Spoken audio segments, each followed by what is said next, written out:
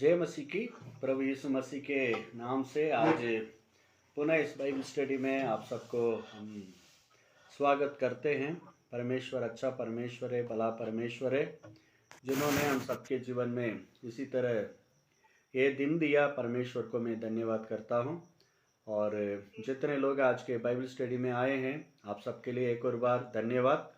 आप पूरा समय हमारे साथ इस बाइबल स्टडी में पूरा सुनिएगा, ताकि ये वचन आपके लिए और आपके परिवार के लिए आशीष का कारण होवे। मैं विश्वास करता हूँ लगातार जो हम यह बाइबल स्टडी लेते हैं, बच्चों के लिए क्यों प्रार्थना करना, कैसे प्रार्थना करना, इसके ऊपर मैं विश्वास करता हूँ ये आप सबके लिए लाभदायक रहता होगा कि और आने वाले दिनों में और भी आपके लिए लाभदायक होगी। और ज़रूर प्रार्थना के साथ इसमें आप बैठिएगा, सुनिएगा, जरूर परमेश्वर आपको आशीष करेंगे।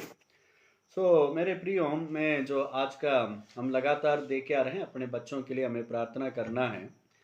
तो वो किस किस बातों के लिए प्रार्थना करना है? पहले हफ्ता हम देख रहे थे हमारे बच्चे ज्ञान, शरीर और परमेश्वर के अनुग्रह और मनुष्यों की दया में बढ़ने के लिए हमें प्रार्थना करना, और हमारे बच्चे पवित्र जीवन में बने रहें उसके लिए हमें प्रार्थना करना, और हमारे बच्चे उद्धार का अनुभव को प्राप्त करें उसके लिए हमें प्रार्थना करना, और हमारे बच्चे परमेश्वर की डर में बने रहें या परमेश्वर की बाई को सीखने पाए उसके लिए हमें प्रार्थना करना, और हमारे बच्चे की आदर्श जीवन के लिए भी हमें प्रार्थना करना है।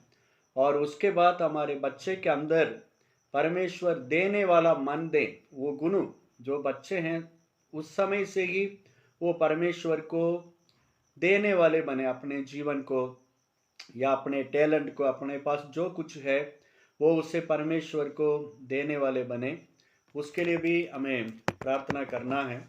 और आज हम सीखेंगे परमेश्वर की वचन में बढ़ने के लिए प्रार्थना करें। जो हमारे बच्चे हैं, हमारे बच्चे परमेश्वर की वचन में बढ़ना है, यानी परमेश्वर की शिक्षा में, वचन की ज्ञान में हमारे बच्चे बढ़ने का बहुत ज़रूरत है। तो उसी बात के ऊपर आज हम परमेश्वर की वचन से हम सुनेंगे। तो पहले उसे जाने से पहले मैं एक वचन आपको बताना चाहता हूँ। यशायाह नबी की किताब उसका 50 अध्याय उसका वचन 4। यशायाह नबी की किताब 50 उसका वचन 4 में इसी तरह लिखा है, प्रभु यहोवा ने मुझे सीखने वालों की जीभ दी है कि मैं थके हुए को अपने वचन के द्वारा संभालना जानूं। बोर को वो नित मुझे जगाता और मेरा कान खोलता है कि मैं शिष्य के समान सुनूं। ये जो यशायाह नबी के द्वारा जो लिखी गई ये बात है, ये एक तरफ यीशु मसीह के बारे में एक भविष्यवाणी भी है, और ये यशायाह नबी के संदर्भ में भी, दोनों संदर्भ में हम इस वचन को देख सकते हैं।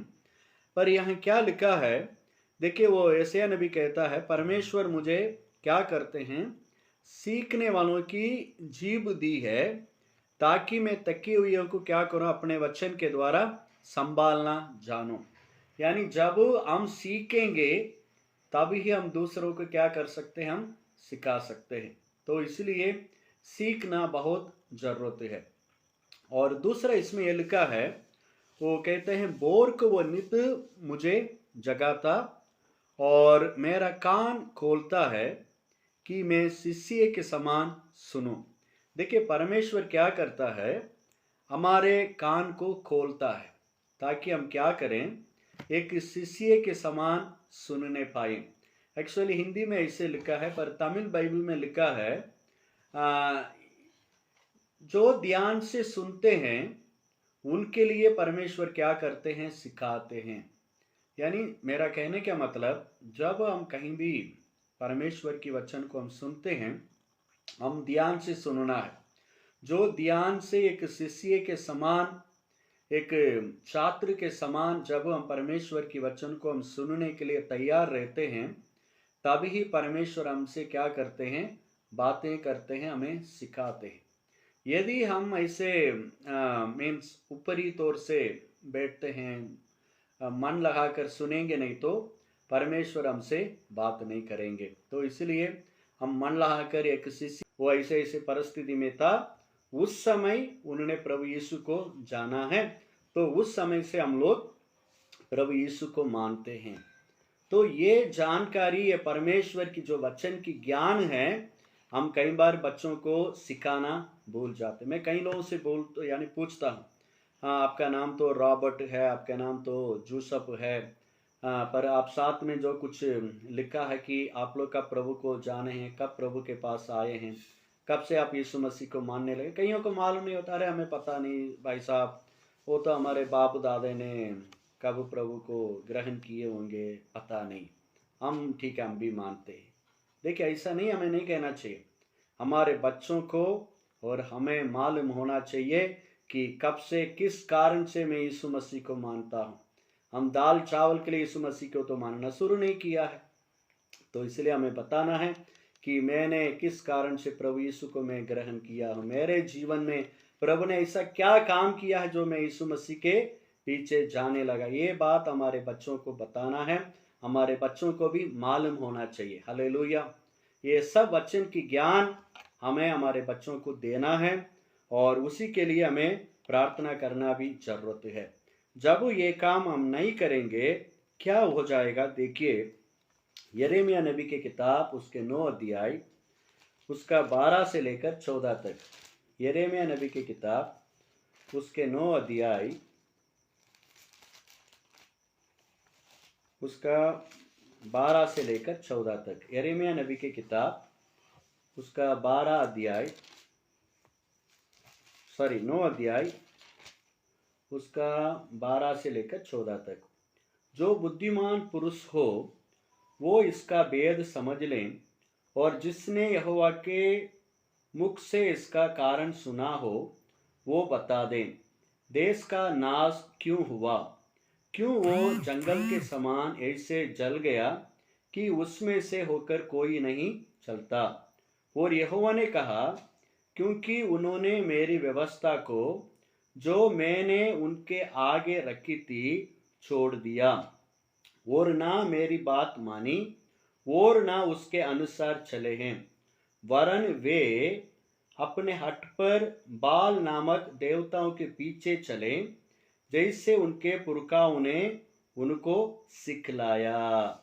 यहाँ इस्राएल लोगों के बारे में परमेश्वर क्या कहते हैं, देखिए, वो लोग परमेश्वर को छोड़ दिया और बाल के पीछे जाने लगे। उसका कारण क्या है? क्योंकि उनके पुरखाओं ने उनको ऐसे क्या किया है? सिखाया है।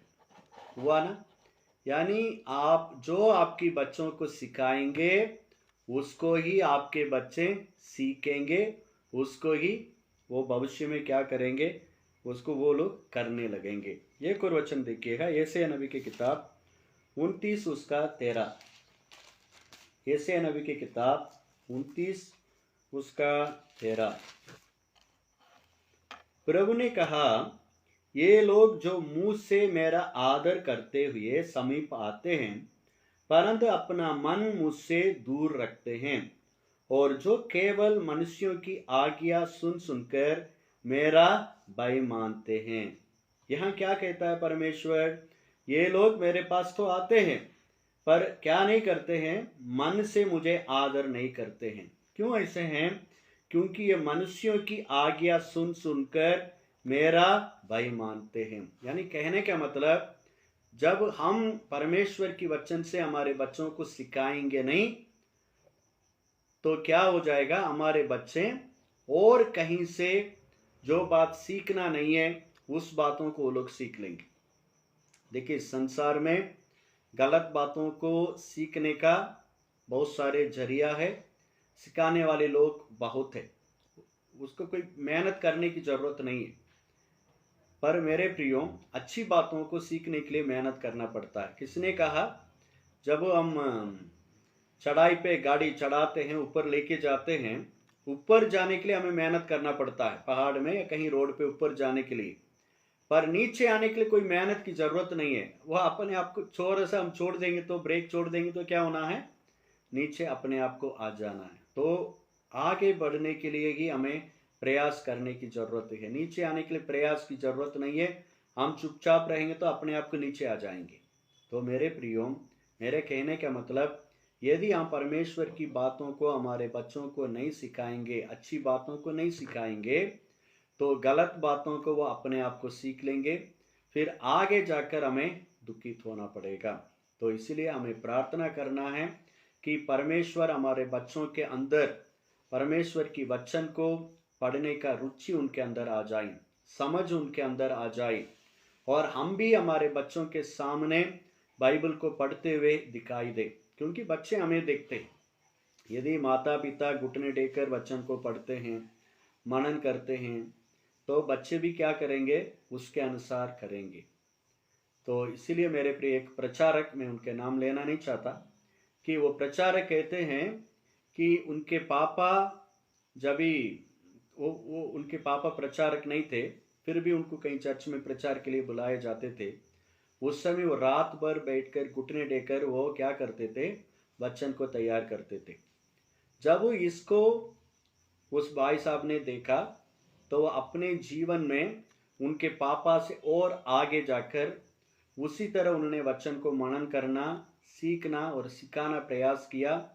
आज वो बड़ा बाइबल टीचर है। उनके द्वारा बहुत सारे किताबें हैं। परमेश्वर ने उन्हें आशीष किया है।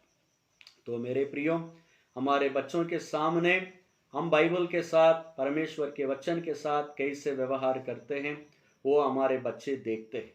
तो इसलिए वचन को आदर करिए, वचन को अपने बच्चों को सिखाइए, और अपने बच्चे उसमें बढ़ने के लिए प्रार्थना करिए। परमेश्वर आप सबको आशीष करें। जय मसीह की। Thank you.